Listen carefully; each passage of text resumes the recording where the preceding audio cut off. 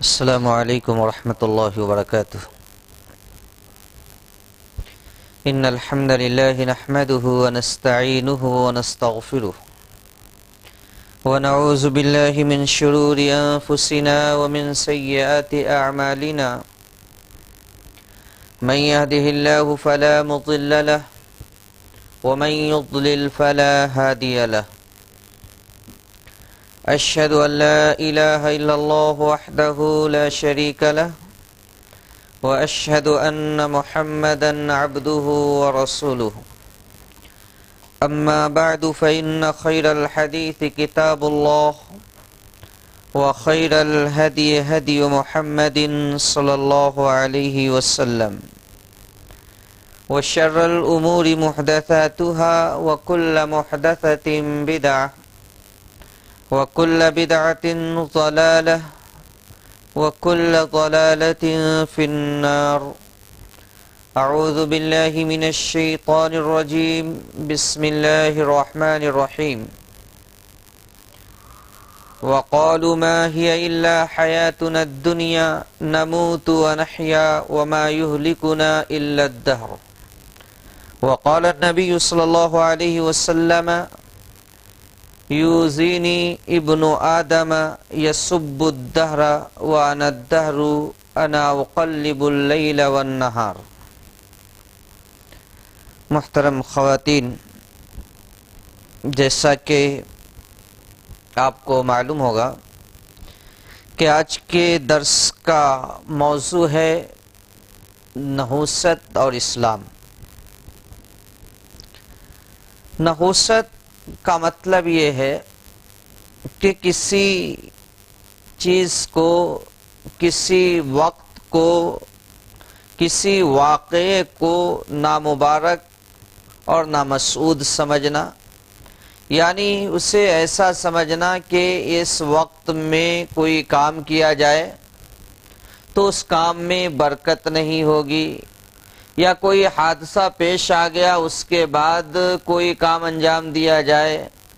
تو اس کام میں خیر نہیں آئے گا، وغیرہ وغیرہ۔ اسے نحوست کہتے ہیں۔ اسلام میں نحوست کے تعلق سے کیا رہنمائی کی گئی ہے، اللہ اور اس کے رسول نے اس تعلق سے ہماری کیا رہنمائی کی ہے، یہ جاننا ضروری ہے۔ جہاں تک نحوست کے نظریے کا تعلق ہے، یہ نظریہ قدیم زمانے سے، پرانے زمانے سے لوگوں کے ذہن و دماغ میں بھرا ہوا ہے۔ پہلے زمانے میں بھی یہ نظریہ اور یہ فکر موجود تھا، اور آج بھی یہ فکر موجود ہے۔ آج بہت سارے اسلام کے نام لیوا اور اسلام کے ماننے والے بھی جو ہے نحوست کے تعلق سے بڑے حساس ہیں اور خرافات کا شکار ہیں۔ آج امت مسلمہ کے اندر بھی بہت سارے ایسے لوگ ہیں جو بہت سارے مہینے کو منحوس سمجھتے ہیں، بہت سارے دنوں کو منحوس سمجھتے ہیں، بہت سے واقعات کو اپنے لیے منحوس سمجھتے ہیں، بہت سی باتوں کو اپنے لیے منحوس خیال کرتے ہیں، جو قدیم گمراہی ہے، اور اللہ اس کے رسول نے اس طرح کی گمراہی سے امت مسلمہ کے افراد کو روکا ہے۔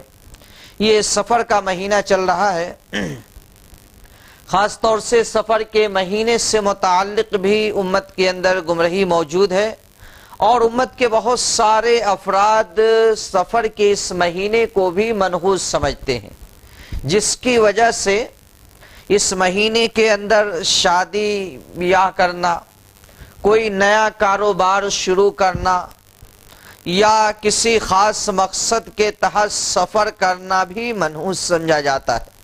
اور آدمی کے ذہن و دماغ میں کہیں نہ کہیں یہ عقیدہ ہوتا ہے کہ اس مہینے میں اگر شادی کی جائے، بیاہ کیا جائے، نکاح کیا جائے تو اس شادی میں برکت نہیں ہوگی، وہ شادی ٹوٹ جائے گی۔ اسی طریقے سے اگر کوئی کاروبار کیا جائے، نئی تجارت کی جائے، نیا دکان لگایا جائے تو اس میں خیر و برکت نہیں ہو پائے گی۔ یا اسی طریقے سے کوئی خاص سفر کیا جائے، کسی خاص مقصد کے تحت کہیں جایا جائے تو وہ مقصد اور وہ منشا پورا نہیں ہوگا، جس کی وجہ سے اس مہینے کے اندر آدمی شادی نہیں کرنا چاہتا، کوئی کاروبار شروع نہیں کرنا چاہتا، کوئی خاص سفر نہیں کرنا چاہتا۔ سفر کے علاوہ ہر مہینے کے آخری 4 شنبہ کو بھی جو منحوس سمجھا جاتا ہے، اور اس دن بھی بہت سارے لوگ کوئی نیا کام یا کوئی خاص کام کرنے سے کتراتے ہیں۔ اسی طریقے سے شوال کے مہینوں کو بھی بعض حلقوں میں برا سمجھا جاتا ہے۔ تو کیا اسلام کے اندر اس کی گنجائش ہے؟ کیا واقعی یہ مہینے یا یہ دن منحوس ہیں؟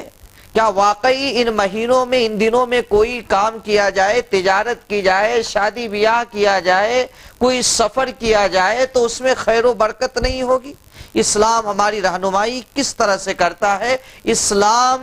کی تعلیم کیا ہے، یہ جاننا ہمارے لیے ضروری ہے، اس لیے کہ نحوست کا یہ عقیدہ کہیں نہ کہیں کسی نہ کسی طرح سے جا کر کے شرک سے مل جاتا ہے، اور شریعت کا ہم سے تقاضا یہ ہے کہ ہم شریعت جو ہے شرک سے بہت دور رہیں، شریعت کی تعلیمات کو اپناتے ہوئے شرک اور شرک کی تمام راہوں سے اپنے آپ کو الگ تھلگ رکھیں۔ چنانچہ اللہ تبارک و تعالی نے کفار و مشرکین کے عقیدے کو بیان کرتے ہوئے کہا کہ وَقَالُوا مَا هِيَ إِلَّا حَيَاتُنَا الدُّنْيَا نَمُوتُ وَنَحْيَا وَمَا يُهْلِكُنَا إِلَّا الدَّهْرُ، کہ یہ کفار کہتے ہیں کہ ہماری زندگی بس یہ دنیا کی زندگی ہے، اس کے بعد ہمیں کوئی زندگی ملنے والی نہیں ہے، اس دنیا کے اندر ہم کھا پی لیں گے، جی لیں گے، زندگی گزار لیں گے، عیش و آرام کر لیں گے، اس کے بعد یہ زندگی ختم ہو جائے گی، اس کے بعد ہمیں دوبارہ نہ تو زندہ کیا جائے گا اور نہ ہی دوبارہ ہمیں زندگی ملے گی اور نہ عیش و آرام کرنے کا موقع ملے گا۔ اس نظریے کے تحت کفار نے عقیدہ بعث بعد الموت کا انکار کر دیا، یعنی دوبارہ زندہ ہونے اور اللہ رب العالمین کے سامنے پیش ہونے، اپنے حساب اور اپنے اعمال کے حساب و کتاب کا انکار کر دیا۔ آگے اللہ نے کہا کہ وہ یہ بھی کہتے ہیں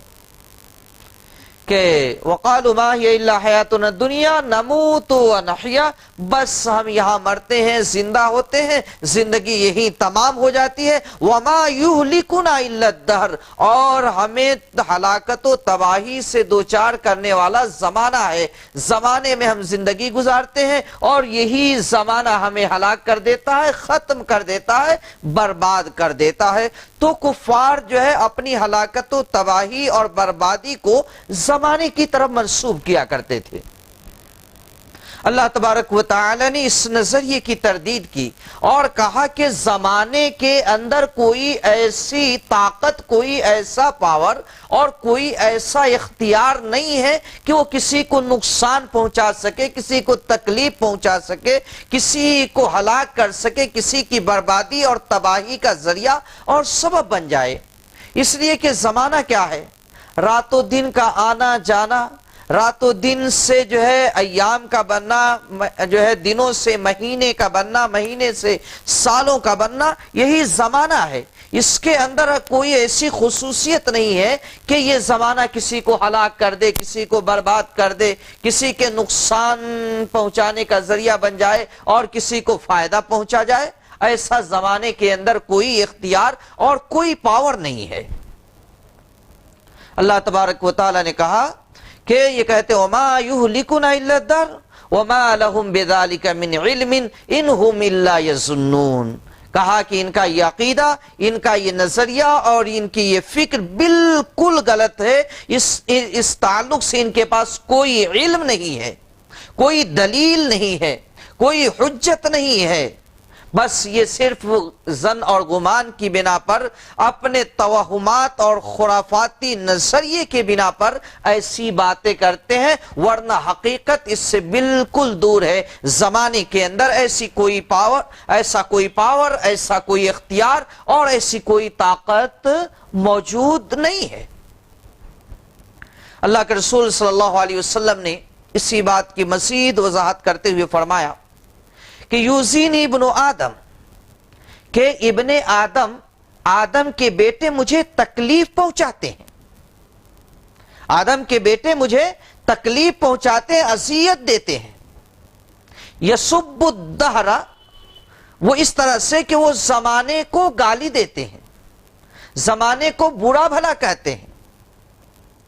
سب کا لفظ عربی زبان میں استعمال ہوتا ہے تو اس کا ہم اردو میں گالی سے ترجمہ کرتے ہیں، اور گالی عموماً ہم اردو میں سمجھتے ہیں، اگر کوئی ماں بہن کی گالی دے، اس طرح کی گالی دے تو اس کو ہم گالی سمجھتے ہیں۔ لیکن جب عربی زبان میں سب کا لفظ استعمال ہوتا ہے تو صرف یہ نہیں ہوتا کہ گندی گندی گالیاں دی جائے، بلکہ کسی طرح سے برا بھلا کہا جائے، وہ سب کے اندر شامل ہو جاتا ہے۔ تو اللہ نے کہا کہ ابن آدم زمانے کو گالیاں دیتا ہے، برا بھلا کہتا ہے، اور زمانے کو گالی دے کر کے، برا بھلا کہہ کر کے مجھے تکلیف پہنچاتا ہے، مجھے اذیت دیتا ہے۔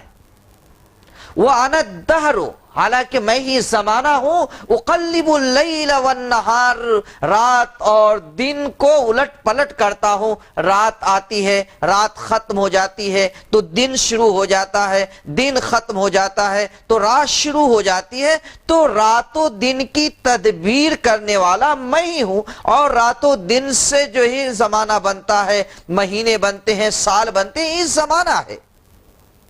تو اگر ابن آدم زمانے کی طرف کوئی غلط بات منسوب کرتا ہے تو غلط بات صرف زمانے کی طرف نہیں بلکہ میری طرف منسوب کرتا ہے، اس لیے کہ زمانہ تو بے اختیار ہے۔ دن و رات میں جو خیر ہے یا شر ہے وہ زمانے کا اپنا کسب، اپنا فعل نہیں ہے، بلکہ اللہ رب العالمین کا پیدا کردہ ہے۔ اب اگر آدمی کسی مہینے کو برا کہتا ہے، کسی دن کو برا کہتا ہے، کسی ہفتے کو برا کہتا ہے، دن کی کسی گھڑی کو برا کہتا ہے، تو وہ اللہ رب العالمین کو برا کہتا ہے، اس لیے کہ دن کی کوئی گھڑی ہو، اس کے اندر بذات خود کوئی خیر اور کوئی شر نہیں ہے، کوئی مہینہ ہو اس کے اندر کوئی خیر اور کوئی شر بذات خود نہیں ہے، کوئی دن ہو اس کے اندر بذات خود کوئی خیر اور شر نہیں ہے، بلکہ اگر خیر ہے تو اللہ رب العالمین کا پیدا کردہ ہے، اگر شر ہے تو اللہ رب العالمین کا پیدا کردہ ہے۔ اب اگر کوئی شخص زمانے کو گالی دیتا ہے، اگر زمانے کو برا بھلا کہتا ہے، زمانے کو کوستا ہے، زمانے پر لعنت بھیجتا ہے، زمانے کو لعن و طعن کرتا ہے، تو اس کا مطلب یہ ہے کہ وہ زمانے کو نہیں بلکہ اللہ رب العالمین کے ساتھ ایسا کر رہا ہے۔ اسی لیے حافظ ابن قیم رحمۃ اللہ علیہ نے ایک بہت ہی پتے کی بات اور اہم بات کہی ہے، وہ یہ کہ زمانے کو برا بھلا کہنے سے تین طرح کے بڑے مفاسد، بڑی خرابیاں اور بڑی برائیاں لازم آتی ہیں۔ پہلی چیز تو یہ ہے، پہلی خرابی یہ ہے کہ جب زمانے کو آدمی برا بھلا کہتا ہے تو زمانے کی طرف ایک ایسی چیز کو منسوب کرتا ہے جس کا اختیار زمانے کو نہیں ہے، جس برائی کی نسبت زمانے کی طرف کرنا اس کے لیے بالکل بھی مناسب نہیں ہے۔ مثال کے طور پر ایک آدمی سفر کو منحوس مہینہ سمجھتا ہے، تو سفر کو منحوس کہنا، اس کو نامبارک اور نامسعود کہنا، اس کے اندر شر کا عقیدہ رکھنا، ظاہر ہے کہ سفر کے مہینے کا اپنا قصد اور اختیار نہیں ہے کہ وہ جو اپنے اندر شر پیدا کر چکا ہے یا کوئی مہینہ اپنے اندر خود سے خیر پیدا کر چکا ہے، ایسا نہیں ہے۔ تو زمانے کی طرف ایک ایسی بات کو آدمی منسوب کرتا ہے جس کا وہ اہل نہیں ہے، یہ ایک بڑی خرابی ہے اور بڑا فساد ہے۔ دوسری خرابی یہ لازم آتی ہے کہ اس طرح کے عقیدے سے شرک کا لزوم ثابت ہوتا ہے، یعنی آدمی کے ذہن و فکر میں شرک کی جو ہے آبیاری ہوتی ہے اور شرک گامزن ہو جاتا ہے۔ وہ یہ کہ آدمی زمانے کے بارے میں، کسی دن کے بارے میں، کسی مہینے کے بارے میں یہ عقیدہ رکھتا ہے کہ یہ مہینہ، یہ دن کی یہ گھڑی اسے نقصان پہنچا سکتی ہے یا نفع دے سکتی ہے، جبکہ نفع پہنچانے والا، نقصان پہنچانے والا اللہ رب العالمین کی ذات ذات ہے۔ تو جب آدمی زمانے کی طرف ان افعال کی نسبت کر دیا تو اس کا مطلب یہ ہے کہ زمانے کو اللہ رب العالمین کے اختیار میں آدمی شریک کر دیا۔ اس طریقے سے یہ شرک بن جاتا ہے۔ تیسری خرابی یہ لازم آتی ہے کہ زمانہ ایک سبب ہے،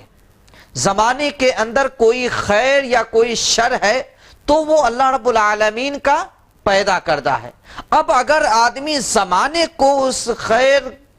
یا شر کی وجہ سے برا بھلا کہتا ہے تو اس کی ڈائریکٹ زد اللہ رب العالمین کے اوپر پڑتی ہے، اس لیے کہ کائنات کی تدبیر کرنے والا، کائنات کو چلانے والا، دن و رات کو الٹ پلٹ کرنے والا اللہ رب العالمین کی ہی ذات ہے۔ ایک مثال سے سمجھیے،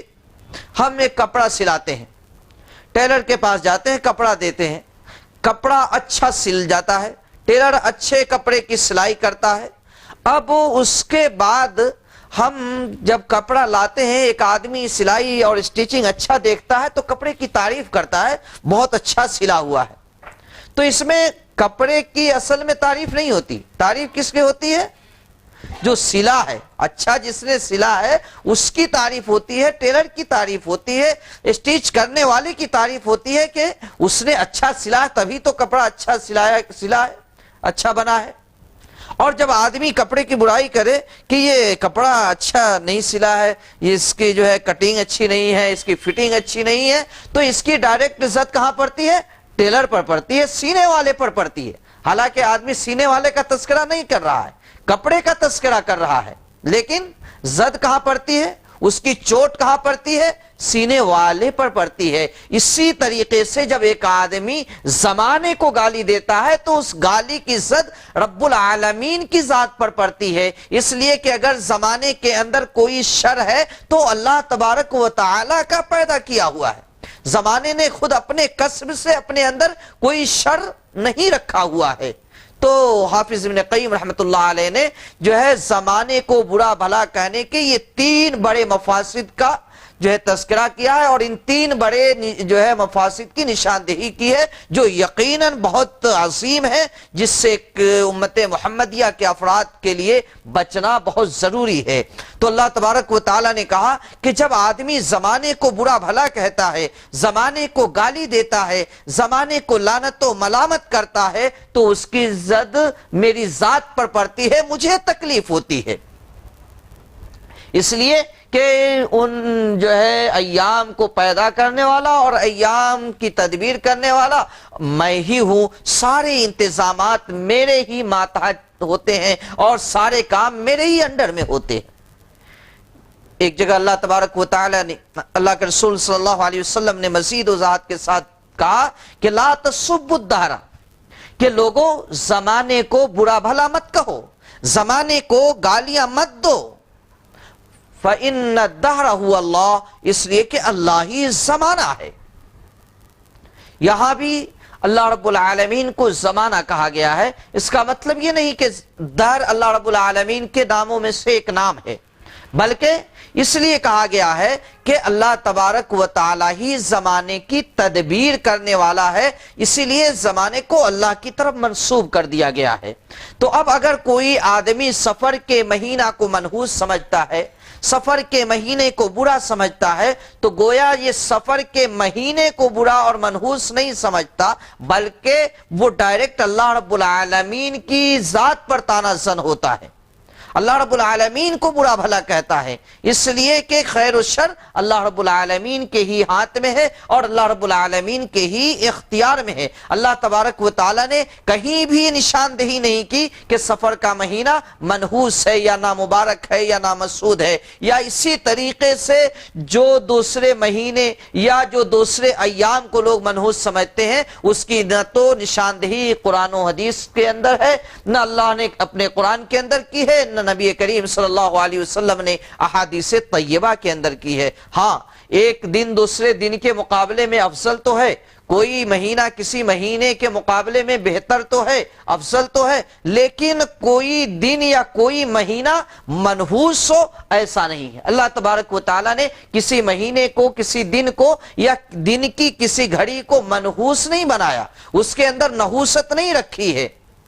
اس کے اندر کوئی بذات خود شر موجود نہیں ہے کہ آدمی اس مہینے میں کوئی کام کرے تو وہ شر اس کو لاحق ہو جائے، اس دن کو کوئی کام کرے تو آدمی کو کوئی شر لاحق ہو جائے، یا اس گھڑی میں آدمی کوئی کام کرے تو اس کو کوئی برائی لاحق ہو جائے۔ ایسا اللہ تبارک و تعالی نے بالکل نظام نہیں بنایا ہے۔ اس لیے ایک مسلمان کو کسی بھی دن، کسی بھی گھڑی اور کسی بھی مہینے کو برا بھلا کہنے سے اجتناب کرنا چاہیے اور اس عمل سے دور رہنا چاہیے، اس طرح کی فکر سے، اس طرح کے نظریے سے دور رہنا چاہیے۔ اسی نحوست سے ملتا جلتا معاملہ جو ہے بدشگونی کا ہے۔ بدشگونی کے اندر بھی آدمی نحوست کا عقیدہ رکھتا ہے۔ اللہ کے رسول صلی اللہ علیہ وسلم نے اس کی بھی تردید فرمائی ہے کہ بدشگونی کی بھی کوئی حقیقت نہیں ہے۔ بدشگونی کیا ہے؟ برا گمان، برا خیال، برا جو ہے وہم۔ ایک آدمی راستے سے جا رہا ہے، ابھی پرسوں کی بات ہے، ہم لوگ ایک جگہ کھڑے ہو کر کے بات کر رہے تھے، ایک آدمی بائک سے آ رہا تھا، بیچ راستے میں آ کر کے کھڑا ہو گیا۔ میری نظر پہلے نہیں پڑی تھی، میں نے دیکھا کہ یہ آدمی کھڑا ہے، ہمارے جو احباب تھے ان سے پوچھا کہ بیچ میں کیوں کھڑا ہو گیا؟ تو ایک دوست نے بتایا کہ ابھی یہاں سے ایک بلی گزری ہے جس کی وجہ سے اس نے گاڑی روک کر کے اپنے آپ کو یہاں کھڑا کر لیا ہے، اب کچھ دیر گزرنے کے بعد یہ یہاں سے جائے گا۔ تو عقیدہ کیا ہوتا ہے کہ بلی گزر گئی ہے تو راستہ بلی نے کاٹ دیا، اب یہاں سے گزرنا ہمارے لیے منحوس ہوگا، اگر ہم یہاں سے گزر جاتے ہیں تو کہیں ایسا نہ ہو جائے کہ کوئی خطرہ لاحق ہو جائے، کوئی پریشانی آ جائے، کہیں ایکسیڈنٹ نہ ہو جائے۔ اسی طریقے سے ایک آدمی گھر سے باہر نکلتا ہے، راستے پر چلتا ہے، اگر کوئی پرندہ خاص طور سے کوا اگر بولتا ہوا سر سے گزر جائے تو آدمی یہ عقیدہ رکھتا ہے، آدمی کے ذہن و فکر کے اندر یہ سوچ پیدا ہوتی ہے کہ کوئی خطرہ ہونے والا ہے، کوئی نقصان ہونے والا ہے، کوا سر پر بولتا ہوا گیا ہے، اس کی وجہ سے کوئی پریشانی آ جائے گی۔ ایسے میں آدمی کیا کرتا ہے؟ اپنا جس ارادے سے جا رہا تھا اس ارادے کو ترک کر کے کام چھوڑ دیتا ہے، بیٹھ جاتا ہے، پھر بعد میں یا تو دوسرا راستہ اپناتا ہے یا پھر کچھ جو ہے اپنے رسم اور رواج کے مطابق بعد میں جاتا ہے۔ اسی طریقے سے ایک آدمی کسی کے گھر پر الو بیٹھ جائے، بعض علاقوں میں دیکھا گیا ایک گدھ کسی کے گھر پر بیٹھ جائے تو اسے منحوس سمجھا جاتا ہے، بلکہ ہم نے اپنے ایریے میں دیکھا ہے ایک گھر ہے جو بہت اچھا بنا ہوا گھر ہے لیکن وہ جو ہے ویران پڑا ہوا ہے، ہم نے بچپن سے دیکھا ابھی تک ویران پڑا ہوا ہے، اب تو وہ کھنڈر میں جو ہے تبدیل ہو رہا ہے۔ تو اس گھر کے بارے میں بتایا جاتا ہے کہ وہاں آ کر کے گدھ بیٹھ گیا تھا، اور گدھ بیٹھنے کے بعد اس گھر میں کئی حادثے پیش آئے یکے بعد دیگرے، تب سے گھر کے مالک نے، آنر نے، گھر کے مکین نے گھر کو چھوڑ دیا اور وہ گھر ویسے ہی آج تک پڑا ہوا ہے۔ اسی طریقے سے ایک آدمی اپنے گھر سے باہر نکلتا ہے، کسی کام کے ارادے سے نکلتا ہے، خاص طور سے صبح کو نکلتا ہے، پیچھے سے کسی نے آواز دے دی، کسی نے ٹوک دیا، کسی نے پکار دیا، تو آدمی ہر ایک کے بارے میں تو نہیں لیکن خاص لوگوں کے بارے میں اس طرح کا عقیدہ رکھتا ہے اور سوچتا ہے کہ اس فلاں آدمی نے ہمیں پیچھے سے آواز دے دی ہے، پکارا ہے، جو ہے ہم کو ڈسٹرب کر دیا ہے، اب اگر ہم جائیں گے اپنا کام کرنے تو ہمارا کام پورا نہیں ہوگا۔ یہی بدشگونی ہے۔ اس بدشگونی کو بھی اللہ اور اس کے رسول نے حرام قرار دیا ہے، بلکہ اللہ کے رسول صلی اللہ علیہ وسلم نے اسے شرک بتایا ہے۔ چنانچہ اللہ کے رسول صلی اللہ علیہ وسلم نے فرمایا کہ الطیرۃ شرکن، الطیرۃ شرکن، الطیرۃ شرکن۔ 3 مرتبہ آپ صلی اللہ علیہ وسلم نے یہ بات کہی کہ طیرہ یعنی بدشگونی لینا شرک ہے، بدشگونی لینا شرک ہے، بدشگونی لینا شرک ہے۔ اچھا، بدشگونی کو طیرہ اس لیے کہتے ہیں کہ عرب کے اندر جاہلیت کے زمانے میں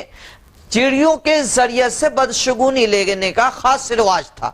اسی لیے بدشگونی کا نام ہی طیرہ رکھ دیا گیا، اس لیے کہ عربی زبان میں پرندہ کو، چڑیا کو طیر کہتے ہیں۔ جیسے قرآن کے اندر ہے طیرن ابابیل، سورہ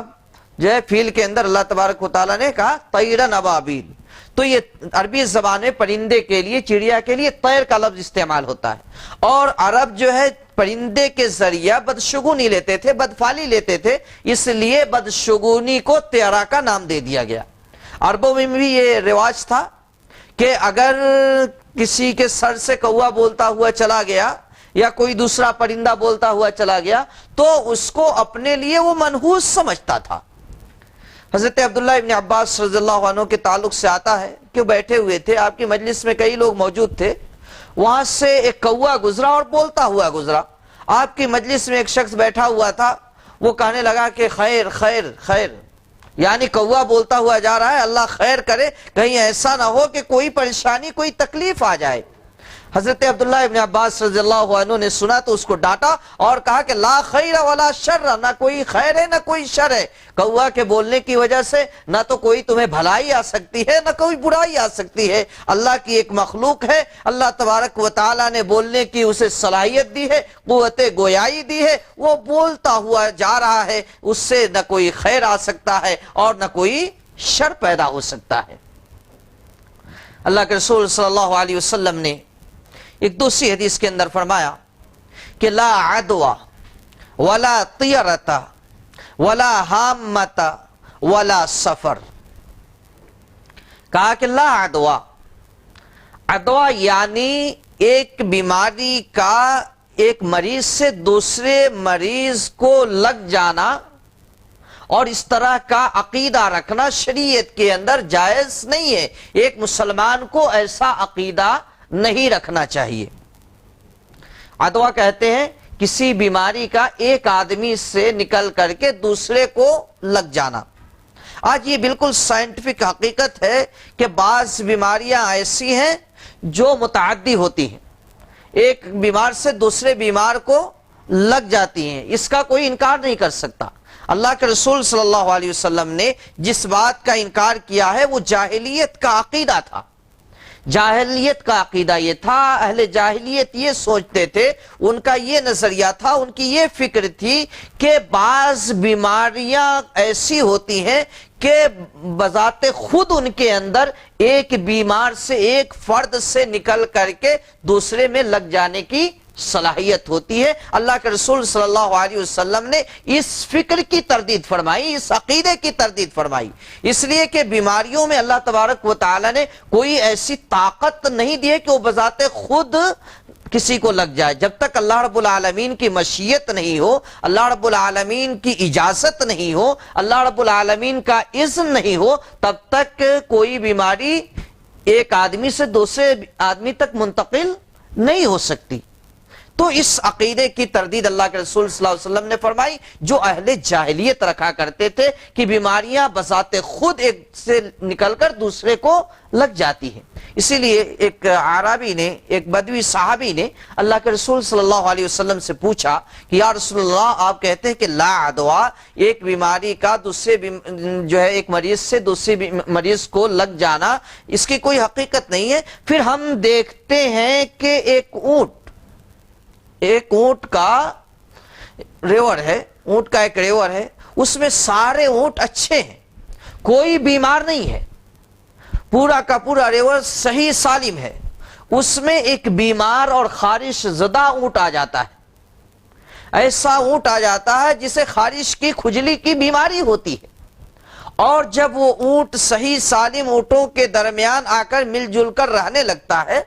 تو دھیرے دھیرے ریوڑ کے تمام اونٹوں کو بیماری لاحق ہو جاتی ہے، تمام جو ہے خارش کی بیماری میں مبتلا ہو جاتا ہے۔ تو پھر یہ کیسے ہوتا ہے؟ اللہ کے رسول صلی اللہ علیہ وسلم نے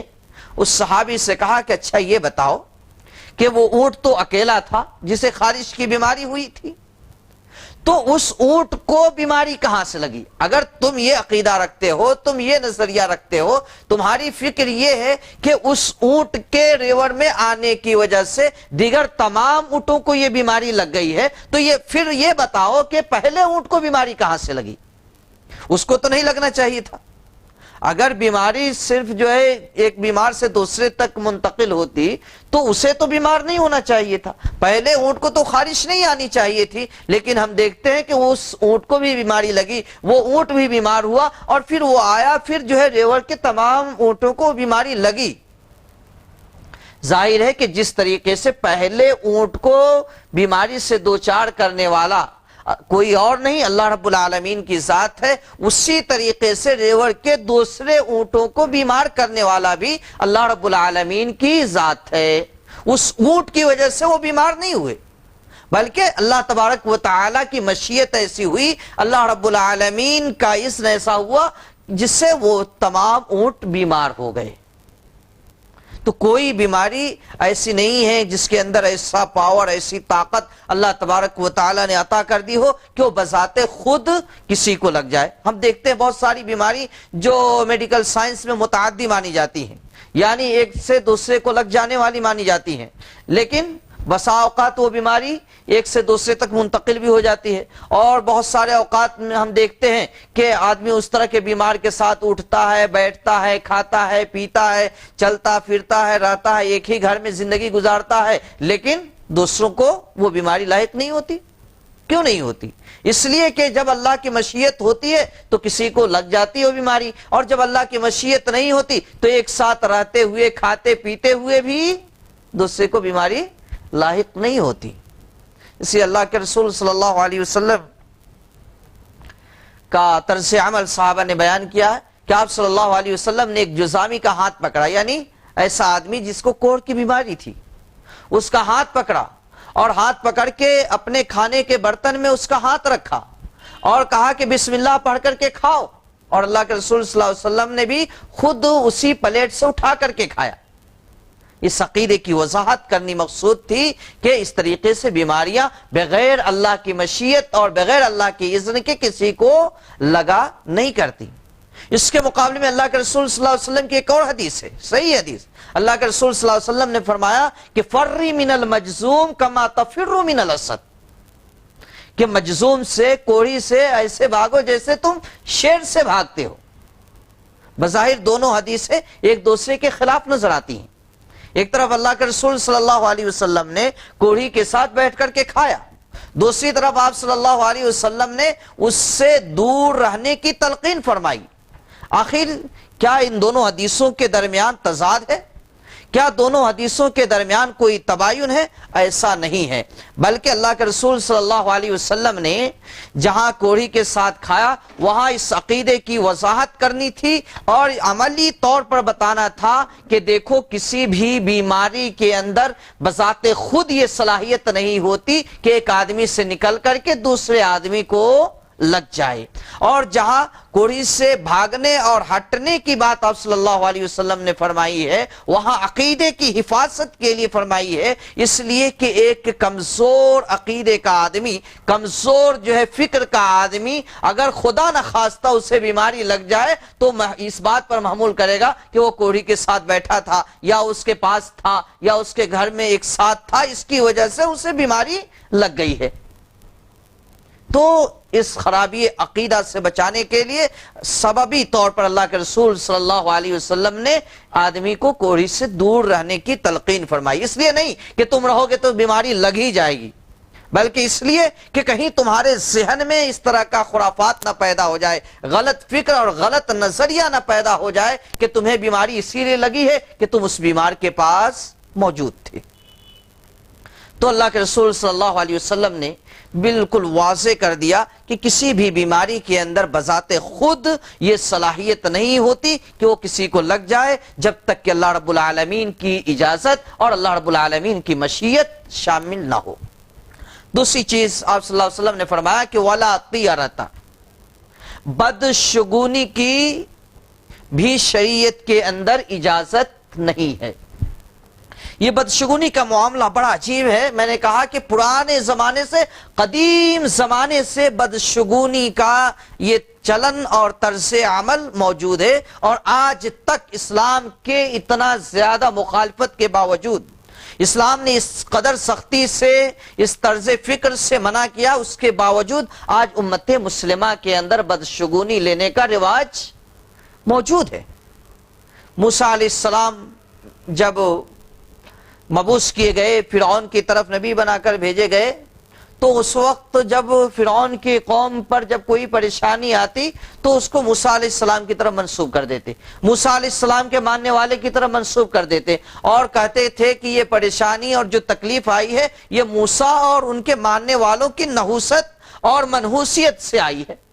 اللہ تبارک و تعالیٰ نے کہا کہ فَإِذَا جَاءَتْهُمُ الْحَسَنَةُ قَالُوا لَنَا هَذِهِ وَإِن تُصِبْهُمْ سَيِّئَةٌ يَطَّيَّرُوا بِمُوسَىٰ وَمَن مَّعَهُ أَلَا إِنَّمَا طَائِرُهُمْ عِندَ اللَّهِ۔ جب ان کو کوئی اچھائی ملتی، کوئی بھلائی ملتی تو کہتے کہ قَالُوا لَنَا هَذِهِ، کہ یہ تو ہمارے لیے، ہم اس کے حقدار ہیں، جس کی وجہ سے اللہ تبارک و تعالیٰ نے ہمارا حق ہمیں دے دیا۔ وَإِن تُصِبْهُمْ سَيِّئَةٌ، اور جب کوئی تکلیف، کوئی برائی، کوئی پریشانی پہنچتی، يَتَطَيَّرُوا بِمُوسَىٰ وَمَن مَّعَهُ، تو موسیٰ اور موسیٰ علیہ السلام کے ساتھیوں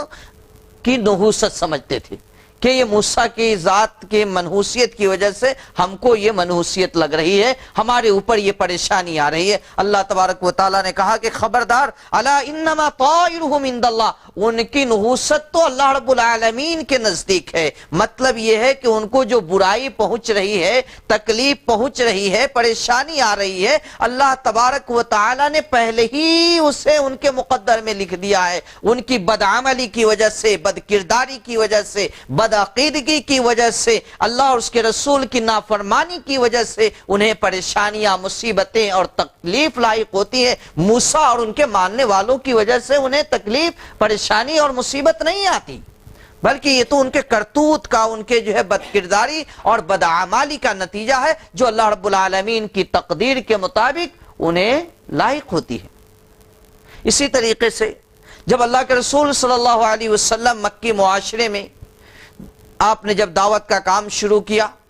تو بعض اوقات اہل مکہ نے بھی آپ کی ذات اور آپ کے ماننے والے کو منحوس قرار دیا، اور ان کے اوپر جو پریشانیاں آتی، تکلیف آتی، مصیبتیں آتی، اس کو اللہ کے رسول صلی اللہ علیہ وسلم اور آپ صلی اللہ علیہ وسلم کے ماننے والے صحابہ کرام کی طرف منسوب کر کے کہتے کہ یہ ان لوگوں کی وجہ سے پریشانیاں آ رہی ہیں، یہ مصیبتیں، یہ تکلیفیں ان لوگوں کی وجہ سے آ رہی ہیں۔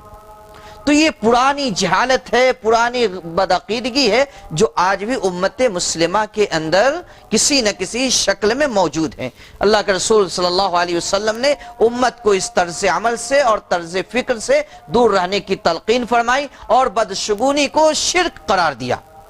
البتہ ایک آدمی کے ذہن و دماغ میں کبھی ایسی بات پیدا ہو جاتی ہے، جس طریقے سے اب میں نے کئی مثالوں سے واضح کیا، تو صرف اگر ذہن میں آدمی کے خیال پیدا ہو جائے تو اس سے شرک لازم نہیں آتا، جب تک کہ آدمی اس کے مطابق عمل نہ کر لے۔ جیسے ایک آدمی، اب مان لیجئے کہ میں نے ابھی مثال دی کہ ایک آدمی کے سامنے سے بلی گزری، ذہن میں بات پیدا ہو گئی کہیں خطرہ نہ ہو جائے، لیکن اس کے باوجود وہ آدمی رکتا نہیں ہے، چلا جاتا ہے، اس کو کیئر نہیں کرتا ہے، ٹینشن نہیں لیتا کہ بلی گزر گئی ہے تو اب ہم رک کر کے جائیں، تو صرف ذہن میں ایک بات آ جانے کی وجہ سے یہ شرک نہیں ہوگا۔ شرک کب ہوگا؟ جب آدمی اس کے مطابق عمل بھی کرے۔ اللہ کے رسول صلی اللہ علیہ وسلم نے فرمایا کہ من ردتہ الطیرۃ عن حاجتہ فقد اشرک، کہ جس شخص کو طیرہ اور بدشگونی اپنے کام کو پورا کرنے سے روک دے، اس نے شرک کیا۔ ایک آدمی کے سامنے سے بلی گزر گئی، اس کے ذہن و دماغ میں یہ بات آئی کہ ہم آگے جائیں گے تو پریشانی آ سکتی ہے، ایکسیڈنٹ ہو سکتا ہے، کوئی خطرہ درپیش ہو سکتا ہے، جس کی وجہ سے وہ رک گیا، تو رکنے کی وجہ سے اس نے شرک کیا، رک کر کے جو ہے بدشگونی پر عمل کر کے اس نے شرک کیا ہے۔ تو اللہ کے رسول صلی اللہ علیہ وسلم نے اس طرح سے بدشگونی سے، بدفعلی سے دور رہنے کی تلقین فرمائی۔ آگے آپ نے فرمایا کہ لا عدوى ولا طیرۃ ولا حامۃ، الو کے ذریعے بدشگونی لینے کی اور الو کے تعلق سے بدعقیدگی کی بھی اسلام کے اندر کوئی گنجائش نہیں ہے۔ الو کے بارے میں ایک عجیب و غریب پرندہ ہے، جاہلیت میں بھی غلط عقیدہ موجود تھا، آج بھی موجود ہے۔ جاہلیت میں دو طرح کے عقیدے موجود تھے، بلکہ بعض علماء نے کئی صورتیں اس کی بیان کی ہیں، جس میں سے دو بہت مشہور ہے۔ ایک یہ کہ جب کسی کے گھر پر الو بیٹھ جاتا تھا تو وہ گھر کو منحوس سمجھتے تھے کہ الو کے بیٹھنے کی وجہ سے گھر کے اندر برکت ختم ہو گئی، خیر و بھلائی اٹھ گیا، اب اس گھر کے اندر خیر و بھلائی نہیں آ سکتی۔ اسی طریقے سے بعض کا عقیدہ یہ تھا کہ جب کسی قبیلے اور خاندان کا کوئی آدمی قتل کر دیا جاتا ہے اور اس کا قصاص نہیں لیا جاتا، اس کے قبیلے اور خاندان کے لوگ اس کا بدلہ نہیں لیتے، تو اس کے سر سے ایک پرندہ نکل کر کے اڑتا ہے اور وہ کہیں بیٹھ کر کے اسقونی اسقونی کہتا ہے، یعنی مجھے سیراب کرو، مجھے سیراب کرو، یعنی میرے دشمن کا، میرے قاتل کا خون بہا کر کے مجھے سکون پہنچاؤ۔ تو اللہ کے رسول صلی اللہ علیہ وسلم نے اہل جاہلیت کی اس عقیدے کی تردید کی کہ نہ تو کسی گھر پر بیٹھنے سے الو کے کسی گھر میں نحوست آتی ہے، اور نہ ہی مقتول کے سر سے الو نکل کر کے اسقونی اسقونی کے نعرے لگاتا ہے۔ اسی طرح فرمایا کہ ولا سفر، سفر کی بھی کوئی حقیقت نہیں ہے۔ سفر کے تعلق سے بھی اہل جاہلیت کا ایک عقیدہ تو یہ تھا کہ سفر کا یہ مہینہ منحوس ہوتا ہے، اس کے اندر خیر و برکت نہیں ہوتی۔ اس کی خاص وجہ یہ تھی کہ چونکہ وہ 3 مہینے تک لڑائی، جنگ، قتل، خون ریزی سے رکے ہوئے رہتے تھے، ذوالقعدہ، ذوالحجہ اور محرم، کبھی کبھی الٹ پلٹ کر لیتے تھے، محرم کو سفر، سفر کو محرم بنا لیتے تھے، لیکن عام طور پر 3 مہینے لگاتار یہ حرمت والے ہوتے تھے، اور ان میں وہ قتل، خون ریزی، غارت گری سے اپنے آپ کو روکے رکھتے تھے۔ جیسے ہی سفر کا مہینہ شروع ہوتا، اب 3 مہینے کا پیاسا آدمی اب جب ٹوٹ پڑے تو اس کا کچھ اور ہی منظر ہوگا، تو خوب جم کر کے قتل و غارت گری کرتے تھے، خون ریزی کرتے تھے، لوٹ مچاتے تھے، بگاڑ و فساد پیدا کرتے تھے، اور اس بگاڑ و فساد کی وجہ سے انہوں نے اس مہینہ کو ہی اب منحوس سمجھ لیا تھا۔ کرتے خود تھے لیکن الزام مہینے کے سر آ گیا۔ تو اللہ کے رسول صلی اللہ علیہ وسلم نے کہا کہ دیکھو سفر کا مہینہ یہ منحوس نہیں ہے۔ اسی طریقے سے بعض کفار کا یہ بھی عقیدہ تھا کہ پیٹ میں ایک بیماری ہو جاتی ہے، ایک کیڑا پیدا ہو جاتا ہے جسے سفر کہتے تھے، اور وہ کیڑا آدمی کی جان لے لیتا ہے، یا وہ کیڑا ایک آدمی سے نکل کر کے دوسرے کو لگ جاتا ہے اور اس کے اندر وہ بیماری لاحق ہو جاتی ہے۔ تو اللہ کے رسول صلی اللہ علیہ وسلم نے اس عقیدے کی بھی تردید کی اور کہا کہ ولا سفر، تم جو سفر کے تعلق سے عقیدہ رکھتے ہو اس کی کوئی حقیقت نہیں ہے۔ 13 کے بعد اللہ کے رسول صلی اللہ علیہ وسلم نے ایک چیز اور بتائی کہ لا عدوى ولا طیرۃ ویعجبنی الفعل، کہ ادوا کی کوئی حقیقت نہیں، تیرا کی کوئی حقیقت نہیں، لیکن مجھے فعل پسند ہے۔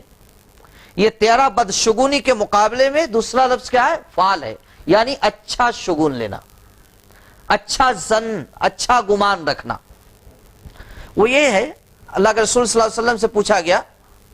کہ ومل فعلو، فعل کیا ہے؟ جس فعل کو آپ پسند کرتے ہیں وہ فعل کیا ہے؟ اللہ کے رسول صلی اللہ علیہ وسلم نے فرمایا کہ الکلمۃ الطیبہ، وہ پاکیزہ کلمات ہے، اچھی بات ہے۔ جیسے ایک آدمی گم ہو گیا، کوئی گم ہو گیا، آپ تلاش رہے ہو، وہاں پر کوئی آدمی پیچھے سے کسی کو آواز دیتا، کہتا یا طالب، اے حاصل کرنے والے۔ اب اس لفظ سے ایک آدمی اچھا فکر اپنے اندر پیدا کرتا ہے، اچھا نظریہ پیدا کرتا ہے کہ یا طالب یعنی حاصل کرنے والا کہا ہے، تو ہم جس کو تلاش رہے ہیں اس کو ہم حاصل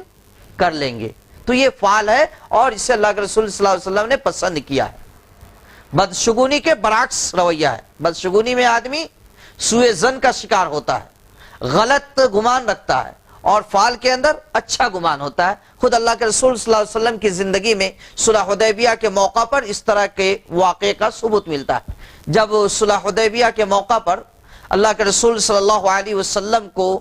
کفار نے مقام حدیبیہ میں روک لیا تھا اور آپ صلی اللہ علیہ وسلم کو عمرہ کرنے کے لیے جانے نہیں دیا، تو اللہ کے رسول صلی اللہ علیہ وسلم نے ان سے بات چیت کی، گفتگو کی اور کوشش یہ کیا کہ ان کے ساتھ صلح ہو جائے۔ ایسے میں دونوں طرف سے قاصدین کا جو ہے آنا جانا لگا رہا۔ پہلے جو ہے مرحلے میں بات بن نہیں سکی، اسی اثنا میں کفار نے اپنے ایک آدمی سہیل کو جو ہے اللہ کے رسول صلی اللہ علیہ وسلم سے گفتگو کرنے کے لیے بھیجا۔ جب اللہ کے رسول صلی اللہ علیہ وسلم نے سہیل کو اپنی طرف آتے ہوئے دیکھا تو کہا کہ دیکھو اللہ تبارک و تعالی نے تمہارے لیے معاملے کو آسان کر دیا ہے۔ یعنی سہیل کے آنے سے اللہ کے رسول صلی اللہ علیہ وسلم نے جو ہے فعال لیا، یعنی اچھا جو ہے شگون لیا، اچھا گمان کیا کہ سہیل آ رہے ہیں، اس سے معاملہ سہل اور آسان ہو جائے گا۔ سہیل سہل سے بنا جس کے معنی عربی زبان میں آسانی کے ہیں، تو اللہ کے رسول صلی اللہ علیہ وسلم نے اس نام سے اچھا فعال لیا کہ سہیل آ رہے ہیں، اس لیے اللہ تبارک و تعالی معاملے کو آسان کر دے گا، ہمارے لیے ایزی کر دے گا، اور صلح کی جو بات چیت ہم کر رہے ہیں اور جو معاملہ ہم طے کرنا چاہتے ہیں وہ معاملہ آسانی کے ساتھ طے ہو جائے گا۔ اب ایک سوال یہ ہے کہ بدشگونی سے، بدفعلی سے، جبکہ معاشرے میں عام رواج اس کا ہے اور آدمی کے ذہن و دماغ میں اس طرح کی باتیں کھٹکتی رہتی ہیں، کبھی کبھی اچھے عقیدے اور اچھی فکر کے آدمی بھی اس طرح کی باتوں سے متاثر ہو جاتے ہیں، ہم کس طریقے سے اس سے نجات حاصل کریں؟ اللہ اور اس کے رسول نے اس کے لیے 3 طریقے بتائے ہیں۔ ایک تو یہ کہ آدمی اللہ رب العالمین پر مکمل بھروسہ کرے، آدمی اللہ پر پورا بھروسہ کرے، پورا توکل کرے، پورا اعتماد کرے۔ اس کا یہ پکا عقیدہ ہونا چاہیے کہ کوئی بھی بھلائی ہو یا برائی اللہ رب العالمین کی مشیت کے بغیر ہم تک پہنچ نہیں سکتی۔ اگر اللہ تبارک و تعالی کوئی خیر ہمیں دینا چاہے، کسی خیر سے نوازنا چاہے تو اسے بھی کوئی روک نہیں سکتا، اور اللہ تبارک و تعالی کسی شر سے دوچار کرنا ہمیں دوچار کرے، کوئی تکلیف پہنچانا چاہے تو اس تکلیف کو بھی کوئی دور نہیں کر سکتا۔ تو جتنا آدمی کے اندر توکل ہوگا اتنا ہی آدمی اس طرح کے توہمات اور خرافات سے دور رہے گا، اور آدمی اس طرح کے توہمات اور خرافات سے بالکل مامون اور محفوظ رہے گا۔ دوسری چیز اللہ کے رسول صلی اللہ علیہ وسلم نے یہ بتائی کہ ایسے وقت میں کچھ کلمات کہے جائیں۔ ایک صحابی نے پوچھا کہ اگر تیرا کسی کے ذہن میں بدشگونی کسی کے ذہن و دماغ میں پیدا ہو گئی ہے تو اما کفارۃ ذالک، اس کا کفارہ کیا ہوگا؟ اللہ کے رسول صلی اللہ علیہ وسلم نے کہا کہ ایسے آدمی کو کہنا چاہیے اللہم لا خیر الا خیرک ولا طیر الا طیرک ولا الہ غیرک، کہ اللہ جو خیر و بھلائی بھی پہنچتی ہے تیری طرف سے پہنچتی ہے، تیرے علاوہ کوئی خیر و بھلائی کا مالک نہیں ہے جو مجھے خیر و بھلائی سے نواز سکے، اور جو پریشانی جو تکلیف بھی آتی ہے وہ تیری ہی طرف سے آتی ہے، تیرے علاوہ کوئی بھی پریشانی اور تکلیف پہنچانے والا بھی نہیں ہے، اور تیرے علاوہ کوئی معبود بھی نہیں ہے، کوئی دوسرا عبادت کے لائق اور مستحق بھی نہیں ہے۔ اسی طریقے سے ایک اور جو ہے اللہ کے رسول صلی اللہ علیہ وسلم نے دعا سکھلائی اور بھی کلمات سکھلائے۔ اللہ کے رسول صلی اللہ علیہ وسلم نے فرمایا کہ کسی آدمی کو ایسی چیز لاحق ہو جسے یکرہوہا ناپسند کرتا ہو فلیقل، تو اسے چاہیے کہ یہ کلمات کہے۔ کیا کہے؟ یہ کلمات کہے کہ ان اللہ، اس کلمات کا مفہوم یہ ہے کہ اللہ تبارک و تعالی ہی جسے فائدہ پہنچاتا ہے اسے ہی فائدہ پہنچتا ہے، اور جسے اللہ تبارک و تعالی نقصان پہنچاتا ہے اسے ہی نقصان پہنچتا ہے۔ ولا حول ولا قوت الا بک، اور اللہ کے علاوہ نہ کوئی ایسی طاقت ہے، نہ کوئی ایسی قوت ہے کہ کسی بھی معاملے کو ایک جگہ سے دوسری جگہ پھیر دے اور جو ہے ایک آدمی کو خیر و بھلائی سے محروم کر کے شر اور تکلیف میں مبتلا کر دے، یا کوئی شر اور تکلیف میں مبتلا تھا تو اللہ کے علاوہ کوئی ایسا نہیں ہے جو اسے خیر و بھلائی سے نواز دے۔ اسی طریقے سے جب آدمی کو اس طرح کے معاملات پیش آئیں، بدشگونی کے حالات پیش آئیں، تو آدمی کو اس طرح بالکل توجہ نہیں دینی چاہیے، دھیان ہی نہیں دینا چاہیے۔ آدمی کو اس طرح کی فکر اپنے ذہن و دماغ میں نہیں لانی چاہیے۔ جب اس طرح سے آدمی اس طرف توجہ نہیں دے گا، دھیان نہیں دے گا، اس کی طرف اپنی نگاہیں نہیں جمائے گا، اس بات کو اپنے جو ہے دماغ میں نہیں بیٹھائے گا، تو اس چیز کی برائی اور قباحت بھی اس سے دور رہے گی اور آدمی کا ذہن و دماغ محفوظ اور مامون رہے گا، آدمی کا عقیدہ صحیح اور سالم رہے گا، اس کے اندر کسی طرح کی جو ہے خرابی پیدا نہیں ہو سکے گی۔ اس لیے ایک مسلمان ہونے کی حیثیت سے ہمیں جو ہے بدشگونی سے دور رہنا چاہیے، بدفعلی سے دور رہنا چاہیے، اور اسی طریقے سے کسی زمانے کو منحوس سمجھنے جیسے فکر و نظر سے بچنا چاہیے۔ اللہ تبارک و تعالی نے دن و رات کو پیدا کیا، دن و رات کا نظام چلانے والا، اس کی تدبیر کرنے والا اللہ رب العالمین کی ذات ہے۔ کوئی دن، کوئی مہینہ اور دن کی کوئی گھڑی بھی منحوس نہیں ہے جس کے اندر اللہ تبارک و تعالی نے خیر و برکت نہ رکھی ہو۔ اس طرح کے نظریہ اور فکر سے ہمیں بچنا چاہیے۔ اللہ رب العالمین سے دعا ہے کہ اللہ تبارک و تعالی ہم سب کو تعلیمات کتاب و سنت کو اپنانے اور صحیح عقیدے کو اپنانے کی توفیق عطا فرمائے، آمین۔ وآخر دعوانا الحمدللہ رب العالمین، والسلام علیکم ورحمۃ اللہ وبرکاتہ۔